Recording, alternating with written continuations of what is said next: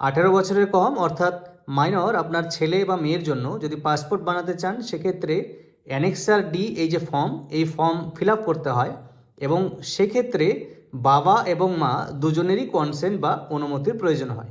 এবার এই ফর্ম আপনারা কিভাবে ফিল আপ করবেন এবং বাবা অথবা মায়ের একজনের যদি কনসেন্ট থাকে তাহলে সেক্ষেত্রে annexure C form fill up করতে হয়। সেটা না হয় অন্য কোনো দিন অন্য ভিডিওতে দেখাবো এবং আপনাদের সকলকে অনুরোধ করব ভিডিওটা শুরু থেকে শেষ পর্যন্ত দেখবার, কারণ একদম শেষে আপনাদের একটি গুরুত্বপূর্ণ তথ্য দেব এই অ্যানেক্সার ডি সংক্রান্ত। এখন আপনাদের দেখিয়ে দেব কিভাবে অ্যানেক্সার ডি ফর্মটি আপনারা ফিল আপ করবেন। প্রথমে name of the minor child, অর্থাৎ আপনার যে ছেলে বা মেয়ের জন্য পাসপোর্টটি করছেন সেই ছেলে বা মেয়ের এখানে নাম লিখবেন। অবশ্যই ক্যাপিটাল বা স্মলে একটা সমস্যা হয়, আপনারা চাইলে ক্যাপিটাল বা যেভাবে আমরা নর্মাল লিখি ফার্স্ট লেটার ক্যাপিটাল এবং টাইটেলেরও ফার্স্ট লেটার ক্যাপিটাল সেভাবেও লিখতে পারেন। ডেট অফ বার্থ সেই ছেলে বা মেয়ের জন্ম তারিখটি লিখবেন এখানে। নেম অফ ফাদার বাবার নাম। সিটিজেনশিপ, এই সিটিজেনশিপ মানে হচ্ছে আপনি কোন দেশের নাগরিক সেটা আমরা এখানে লিখে দেবো ইন্ডিয়ান।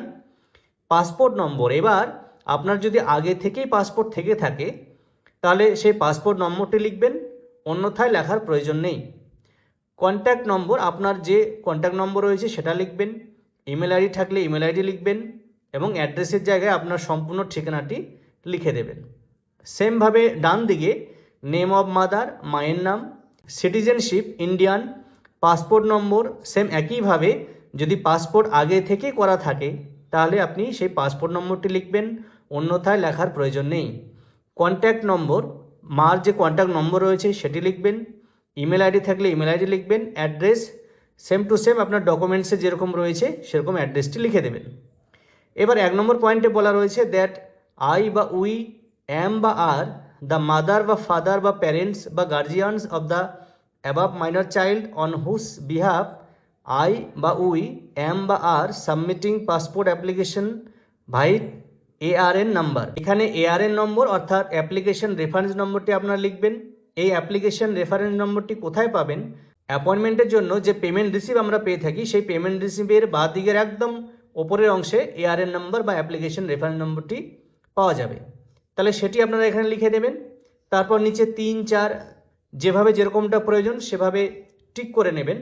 তারপর তার ঠিক নিচের দিকে সিগনেচার অফ ফাদার বা লিগ্যাল গার্জিয়ান, এখানে বাবা সাইন করবেন অথবা যিনি লিগ্যাল গার্জিয়ান রয়েছেন সেই মাইনর ছেলে বা মেয়ের তিনি এখানে সাইন করবেন। সেমভাবে বাবার নাম, তার পাসপোর্ট নম্বর যদি থেকে থাকে, আধার কার্ড নম্বর দেবেন, ভোটার আইডি কার্ড নম্বর দেবেন, প্যান কার্ড নম্বর দেবেন, ড্রাইভিং লাইসেন্স নম্বর দেবেন। এই নিচের 4টি অংশের মধ্যে আপনার যা যা রয়েছে সেগুলো ফিল করবেন, কারণ এখানে বলা রয়েছে যে আপনার যদি থেকে থাকে যে কোনো একটি দিলেও চলবে, তাই এখানে অর বলে মানে অথবা অথবা বলে এখানে অপশন দেওয়া রয়েছে। সেমভাবে মার সিগনেচার, মার জায়গায় যদি অন্য কেউ লিগ্যাল গার্জিয়ান থাকেন তিনি এখানে সাইন করবেন। সেমভাবে মার নাম, পাসপোর্ট নম্বর থেকে থাকলে সেটা লিখবেন। আধার, ভোটার, প্যান, ড্রাইভিং লাইসেন্স এগুলোর মধ্যে যে কোনো একটি বা আপনার যদি সবই থেকে থাকে সবগুলো এখানে উল্লেখ করতে পারবেন। তাহলে নিশ্চয়ই বুঝে গেলেন যে অ্যানেক্সার ডি ফর্মটি কীভাবে ফিল আপ করতে হয় এবং যেমনটা শুরুতে বলেছি বাবা মা বা লিগ্যাল গার্জিয়ান যারা রয়েছেন দুজনেরই যদি কনসেন্ট থাকে বা অনুমতি থাকে তবেই অ্যানেক্সার ডি ফিল আপ করতে হয়, অন্যথায় অ্যানেক্সার সি ফিল আপ করতে হয়। এবং শেষে একটা গুরুত্বপূর্ণ তথ্য দেওয়ার কথা আপনাদের বলেছিলাম, যদি আপনার শিশুর বয়স 5 বছরের নিচে হয়ে থাকে তাহলে যেহেতু তার বায়োমেট্রিক এবং ছবি লাইভ ক্যাপচার করা হবে না, তাই আপনাকেই বাড়ি থেকে তার দুটো রঙিন পাসপোর্ট ছবি নিয়ে যেতে হবে সঙ্গে করে পাসপোর্ট অফিসে। অবশ্যই সেটা রেশিও হবে 4.5/3.5, যেটা পাসপোর্টের অফিসিয়াল ফটোর রেশিও। এবং যদি আপনার বাচ্চার 5 বছরের উপরে বয়স হয়, তার যদি বায়োমেট্রিক আপডেট করা থাকে সেক্ষেত্রে এই ফটোটি নিয়ে যাওয়ার প্রয়োজন নেই। যদি এই ভিডিও থেকে আপনারা নতুন কিছু জেনে থাকেন তাহলে অবশ্যই ভিডিওটিকে লাইক করে বন্ধু আত্মীয় পরিজনদের সঙ্গে শেয়ার করে অন্যদেরও দেখার সুযোগ করে দিন।